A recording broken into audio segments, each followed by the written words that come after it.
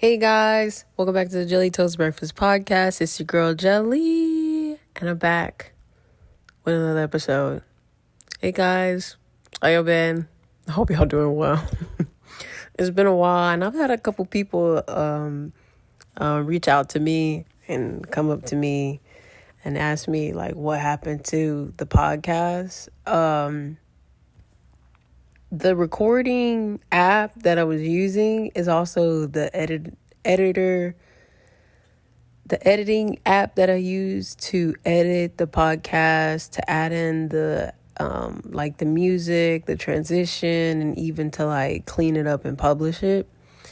They have taken away those features, so I've been trying to find a new platform to edit and add in recordings or whatever.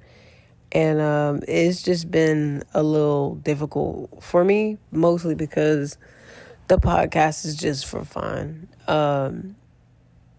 And sometimes there are things that happen in life, right? And like, this is just a fun thing, and I just do it because I like doing it.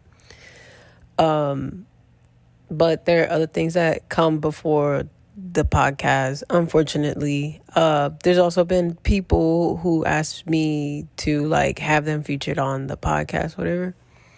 And once I figure out how to edit properly and a cleaner way to record the episodes, then I'll reach out to people and get them on the podcast.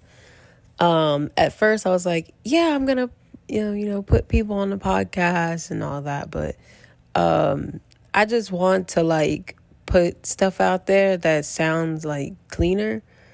And it hasn't been like anything hectic. It's literally because I've been trying to figure out how to transition the podcast from podcaster to try and find a new editing app feature or whatever. So that's pretty much it. Yeah, that was just like a quick update on where I've been and what I've been doing. I just been trying to get stuff organized with my new place, and like we have a lot of stuff going on at my job, a lot of events and stuff. Excuse me. And it's a lot of traveling that normally happens around September through January. So we do a lot of traveling during that period. Also, I've been trying to like figure out how I can like efficiently travel with my dog without him feeling like too uncomfortable. So that's pretty much where I've been and what I've been doing as far as my absence of the podcast. It's literally nothing serious. It's just trying to figure out how to like keep the podcast going. Anyway, welcome to all who are unfamiliar to the Jelly Toast Breakfast Podcast. My name is Jelly. I am the voice of the Jelly Toast Breakfast Podcast. Originally, it started as a fun, quirky, weird podcast about lucid dreaming, which is still kind of a interesting topic to me. I'm not much of a lucid dreamer as much as I was as a younger kid into like my early 20s. I suspect it might have something to do with like my slight memory loss. I've been having like issues sort of like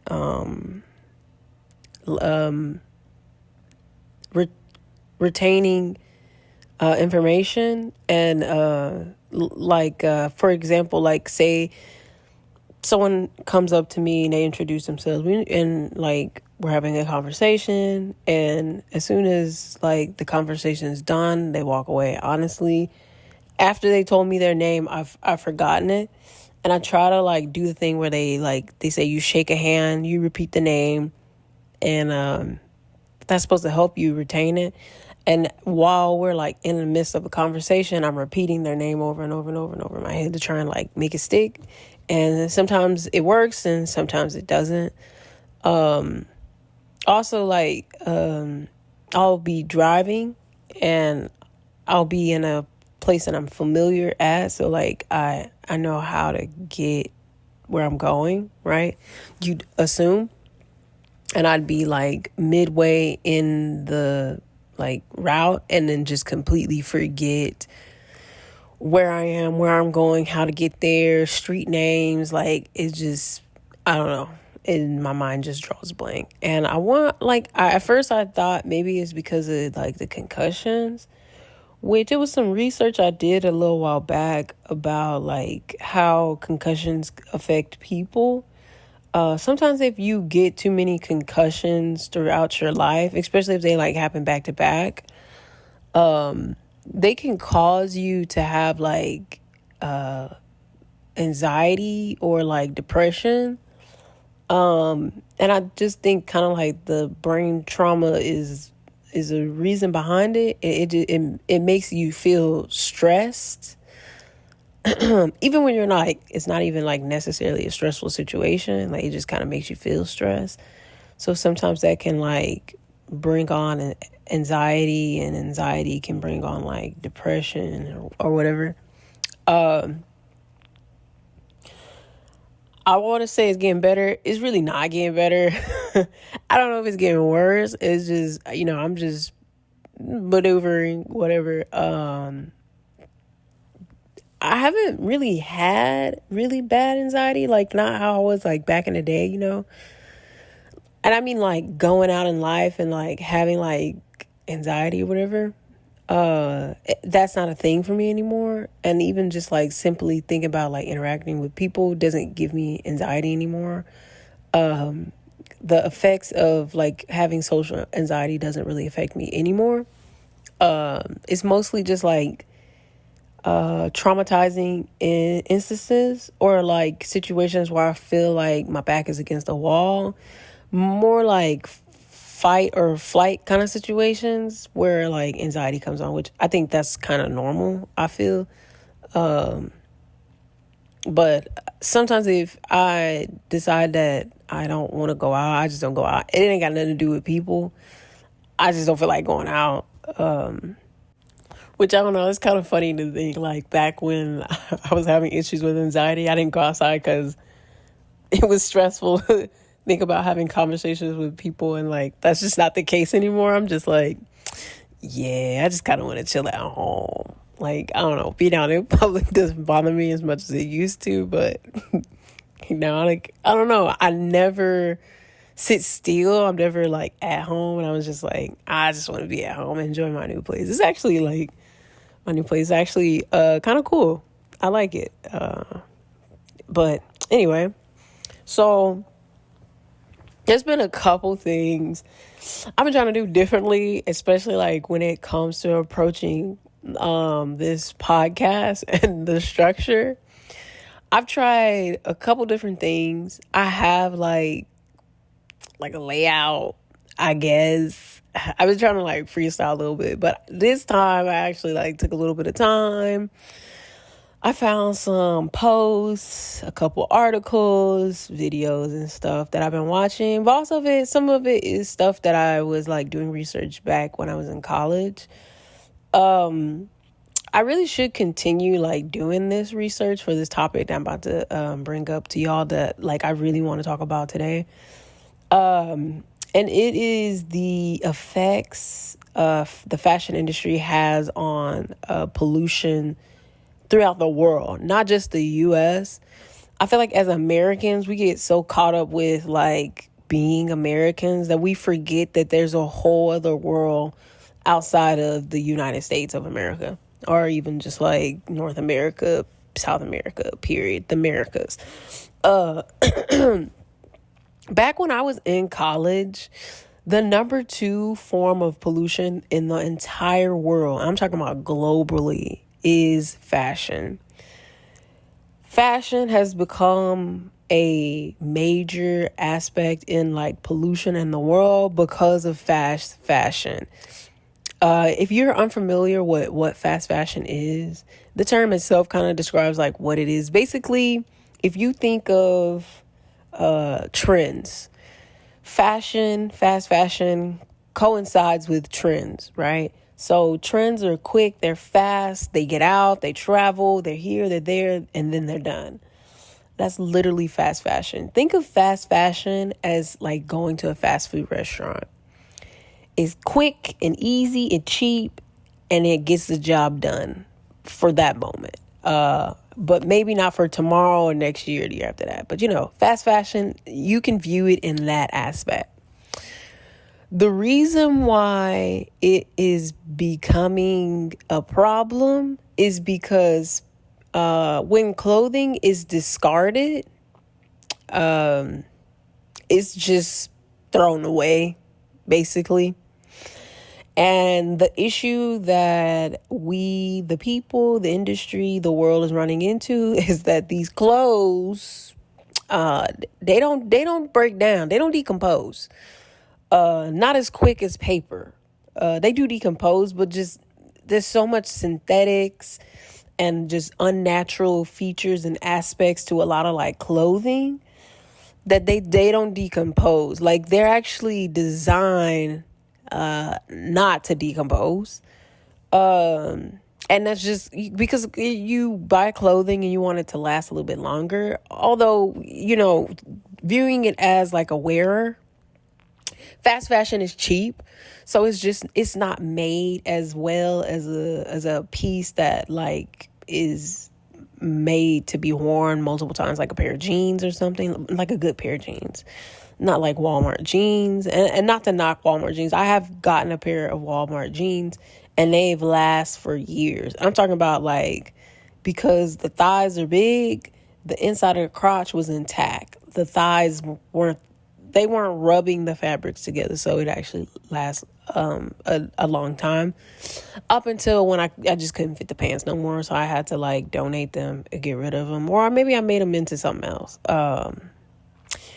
Anyway, to get back on topic, these, I should say, filaments, which is the actual like fiber content makeup of a garment. I don't know if I'm using too many like fashion terminology words or like too many industry words. Basically, the material that the clothes are made out of, they don't decompose. I ain't talking about the garment like as a whole itself, because like let's say you bought a skirt or a pair of pants and like they just started this falling apart at the seams. The garment itself didn't hold up, but I'm talking about the fabric filaments itself, like the actual material that the garment is made out of does not, it doesn't decompose. And at least not as quickly as like something natural like paper or something. And this topic isn't very important to a lot of people. And it's maybe because they're not educated or they're really unaware of the severity of the situation. The reason why this is an issue is because fast fashion is so popular. When something is popular, there's a mass number of it. So that means a lot of people at the same time, during the same time period, are discarding just bulks of clothes, like just a lot of clothes, a lot of material, a lot of shoes, a lot of stuff is being discarded by thousands upon thousands of people. And that's because you think of something that you no longer have use for as trash, so you just throw it away. The thought isn't even, oh, let me donate it, or, oh, where can I take this to recycle? That's just not a thing. We are average people, and that's just not how we think. If something is not of use for us, we're going to throw it away.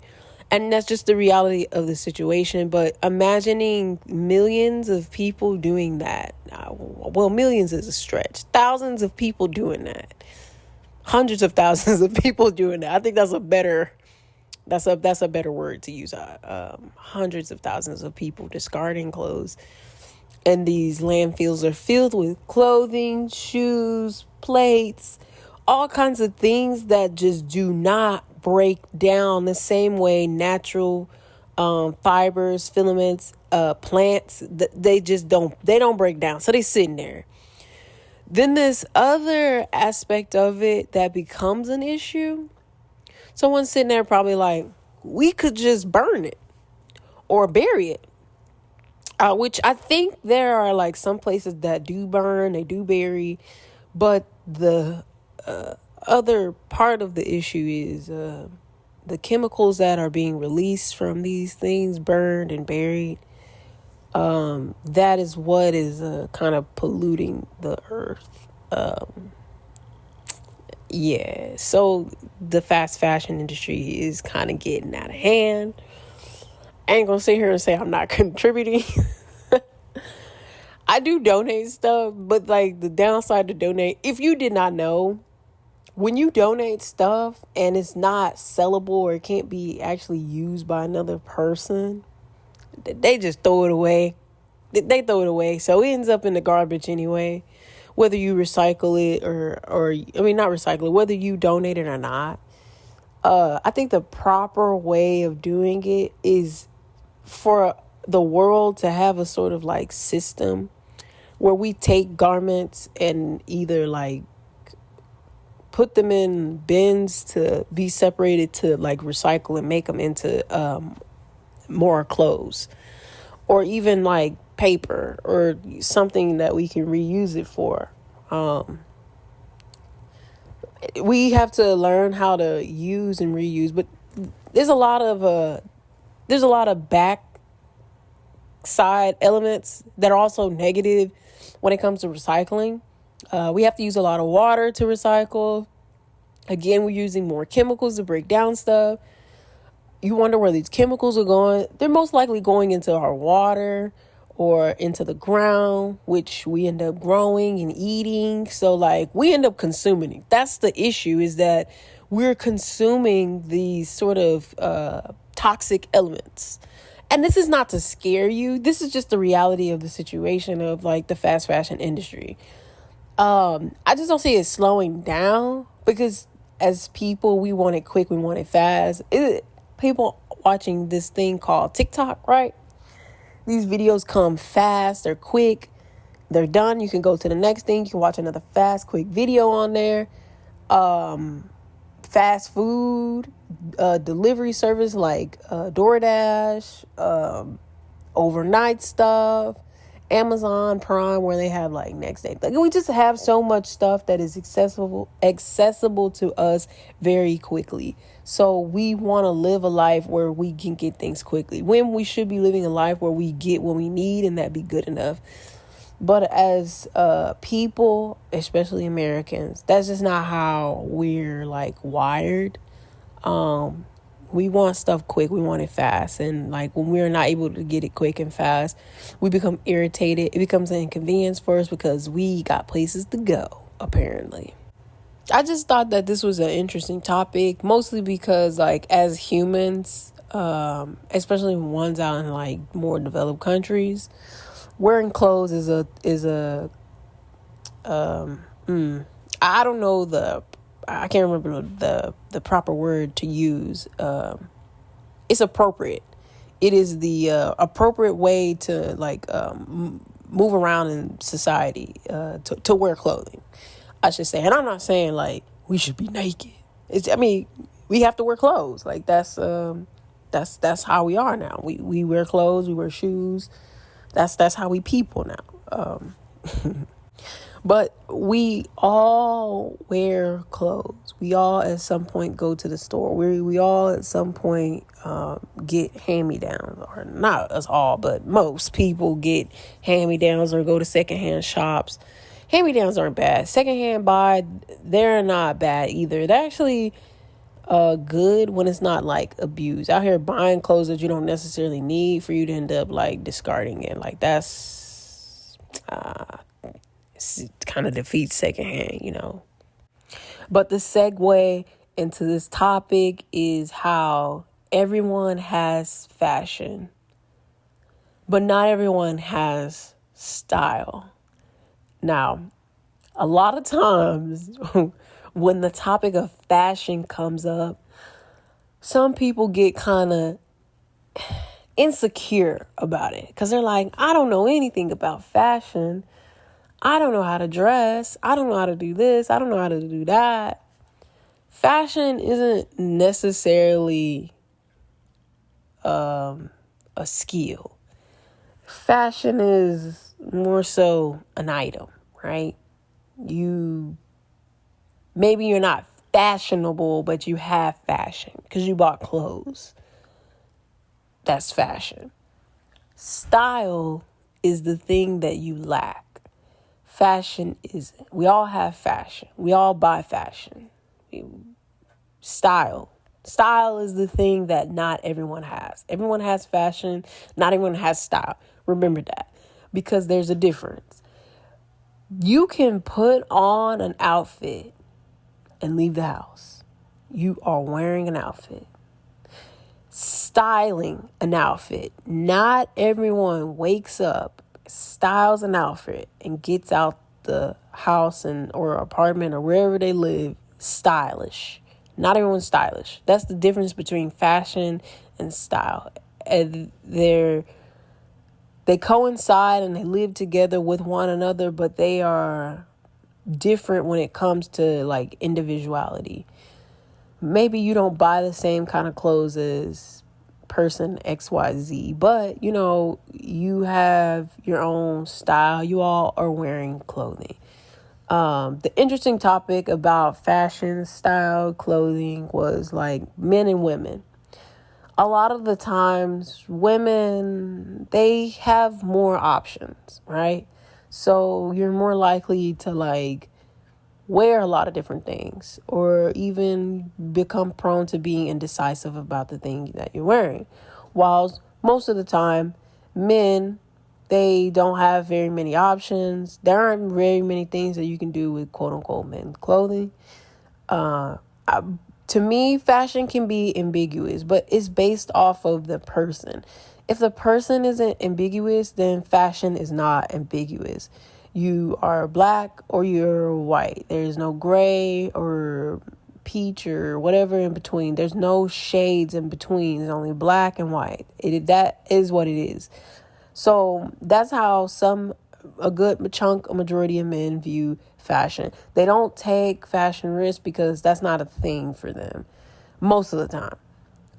Some men do wear things that not all like average men wear, like shorts or like accessorizing with like lots of jewelry, bold like pops of colors, bright colors, pastels.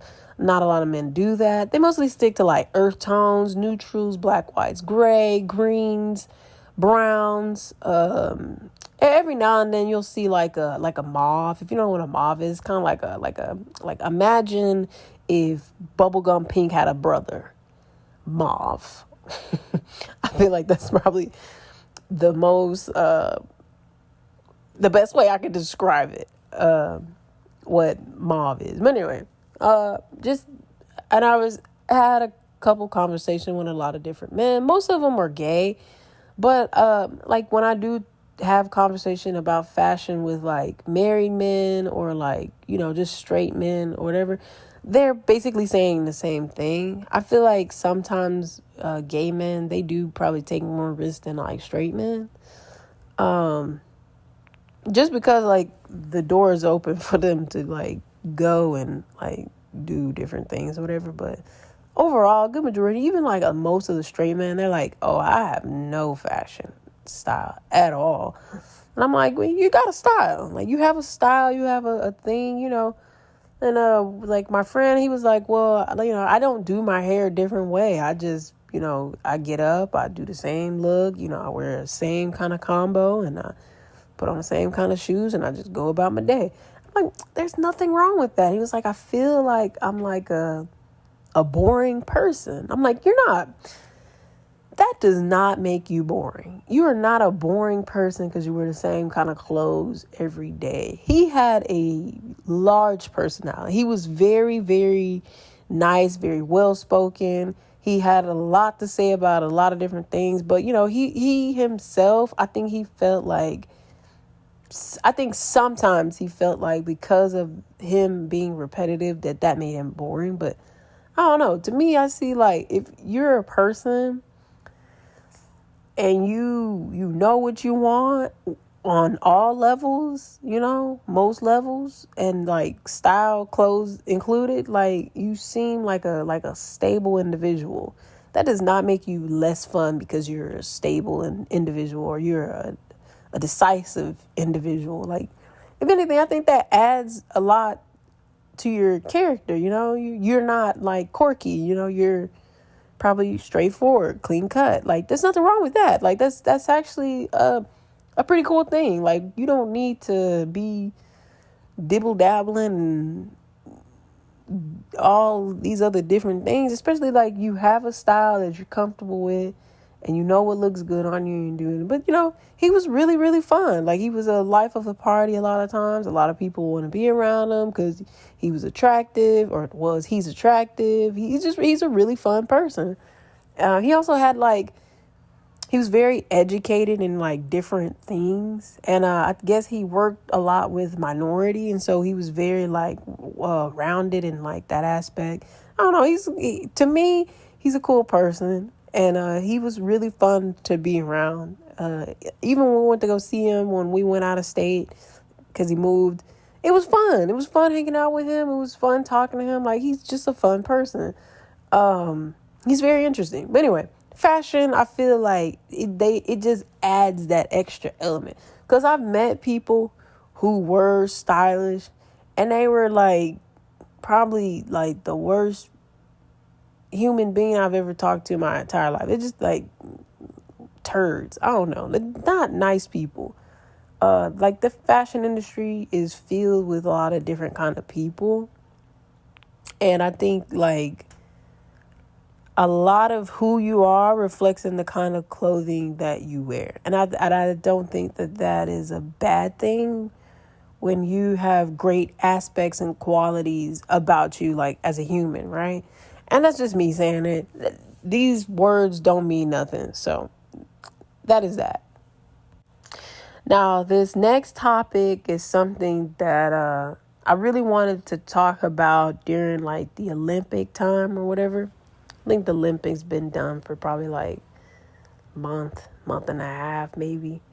Pharrell has become a really big fashion icon, fashion innovator, fashion curator in the industry as a whole.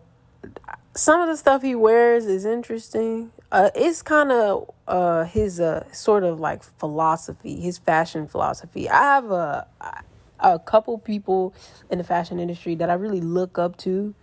Yohji Yamamoto was a big influence in my life as a college student.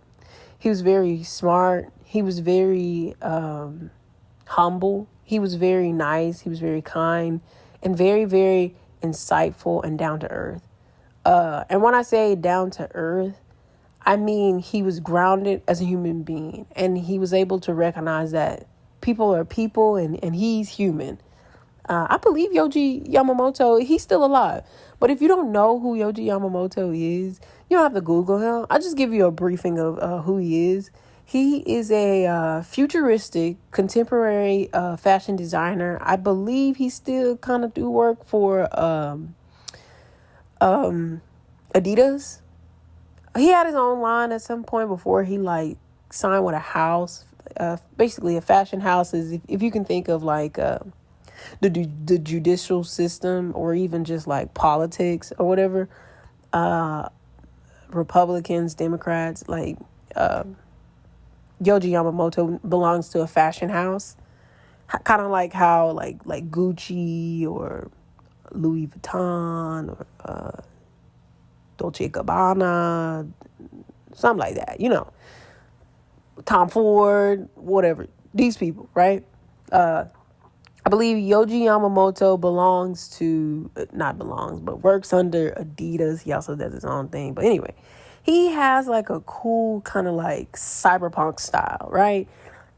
It's real dark. Like, he has a lot of blacks, whites, even grays, but just a lot of like neutrals, heavy on the black. Which is why I got into doing lots and lots of black. blacks, whites, grays. I love it. Something so beautiful, complex about black on black, white on white, black and white, gray, black, white, just crispy. It's beautiful. I don't know. So it's just so satisfying to me to be just involved with black. I love black. I love black people, black women, black men, mixed black people. I just love it all. Black. I love it. But anyway, Yoji Yamamoto was he had an interview with this podcast.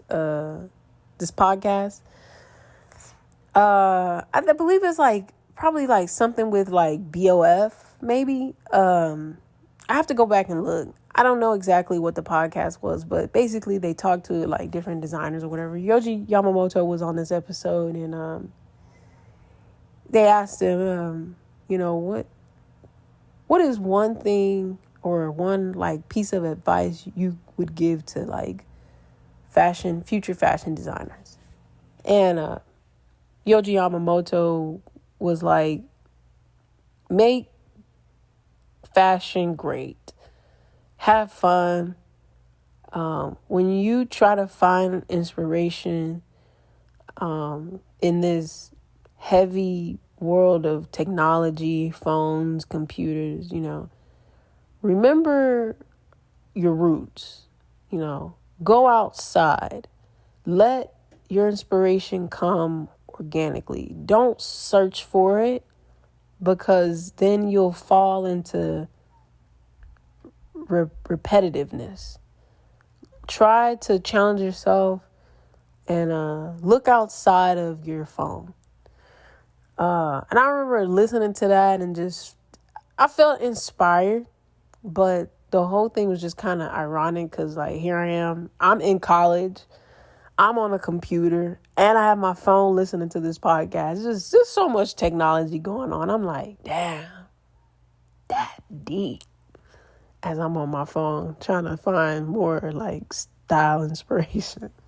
But anyway, I brought up the topic of Pharrell and the Olympics because more so art, not so much fashion, but just wanted to point out that Pharrell is now a fashion icon. Fashion, to me, should be considered art, mostly because a lot of it can be expressive. Art is expressive. People are expressive. I feel like a lot of things can be considered art. Fashion falls under that thing that I feel like should be considered art. On the topic of Pharrell, I guess the conversation of like, what can we do differently with the Olympics came about. And Pharrell was like, we need to reinstate art in the Olympics. And I paused, right? Because I was like, Pharrell, what the hell are you talking about? Then I had to think about it. Art in that time period was a very big thing. They did a lot of sculptures, like live sculptures of athletes. People during that time frame were obsessed with the human anatomy, especially buff-ass physiques. I ain't gonna lie. I love buffness. I shouldn't say buffness. Fit people with muscles. I like muscles. I like veins. I like it all. Like, it's just, yes, give me all that. I want all that. But I was like, all right, I don't know that would be a appropriate thing to feature in the Olympics, because Olympics is focusing on athletes. I feel as though maybe during that time we should also have like a separate thing, maybe before the actual Olympics, where they focus on like art competitions maybe, or even, just, I don't know, competitive. How you make art competitive? I think maybe they did away with it because art is a form of expression.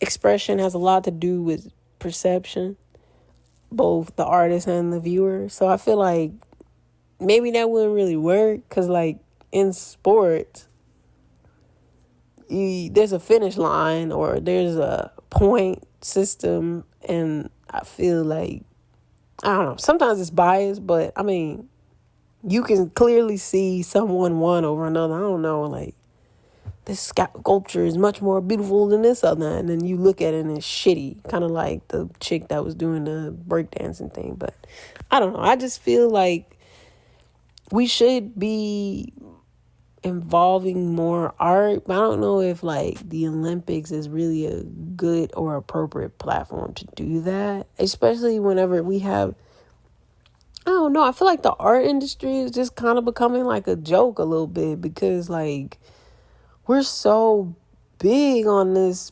AI thing. Like, I feel like it might be, like, doing away with, like, the importance of a human artist, maybe. Especially if you can get a computer to generate something that, somebody else can do or whatever. Just by simply typing in, sort of like description or whatever. It comes out with something that looks kind of cool. But I don't know if having art reinstated in the Olympics would, like, bring art back to, like, where it used to be. I don't know. Do we even have people that do sculptures like that for real, for real? Like, I feel like I've seen people dabble in it, but, like, it's not really what they do. I don't know if that's even, like, a thing. I don't know. Something to think about. But I just feel like that was kind of interesting that Pharrell brought up that whole topic. I do want to, like, research a little bit more about that and see, like, I don't know what other people think about it. But also just, like, what happened to it in the first place? Like, why isn't it a thing anymore now? Like, what happened? That's going to wrap up this podcast, guys. Thank you for joining the Jelly Toast Breakfast podcast. I'm trying to be more insightful, more intentional with the things I'm putting out there in the world. Again, the podcast is for fun. I do like to hear myself talk, but I think a lot of other people like to hear different things in the world, not just for me, but from, like, other people, because I feel like people have both become selfish but also interested and invested in, like, how other people feel, how other people think. So social media, things like podcasts are, like, a big thing for people, especially people who are sad or depressed, or, people who are kind of, like, struggling, or people who just want to have a different perspective and insight on some things. You can live your life for as long as you want. I guess, like, you can do that alone by yourself, but, like, you learn the most when you're around other people. And, like, maybe this thing called social media is how you are around other people. You have to be careful with it, because social media can be very, very deceptive. People can be very, very deceptive. On social media, you put your best foot forward. You're not putting the ugliest photo of yourself, unless it's, like, that's your brand. You have people who have brands, people doing all these different things, and, like, or they making their life look better than what it is. They're pretending like they're traveling 24/7, and really they're not.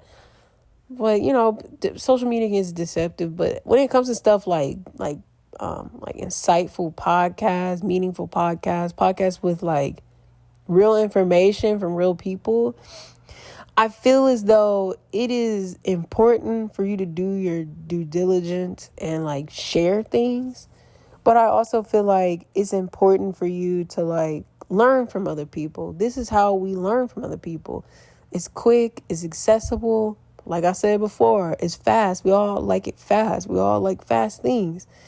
And to deny that this tool isn't helpful is of disservice. Like, social media is both, it's a double-edged sword.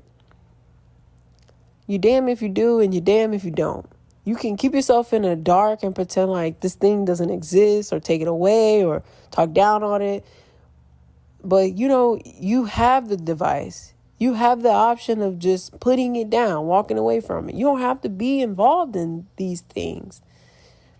But like, this is what a lot of other people are doing. They're on these platforms. This is how they're communicating with people. And I feel like sometimes it helps people. I also feel like it also fuels people to do terrible things. But there are terrible people out there in the first place. There's also really good, kind people out there as well.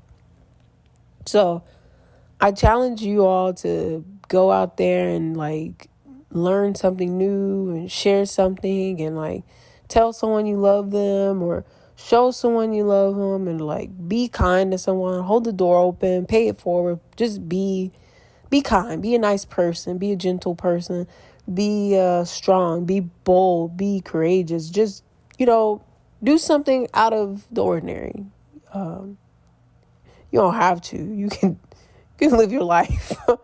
Live your life however you want to live your life. It's your life. But again, thank you for joining me this morning in another episode of the Jelly Toast Breakfast podcast.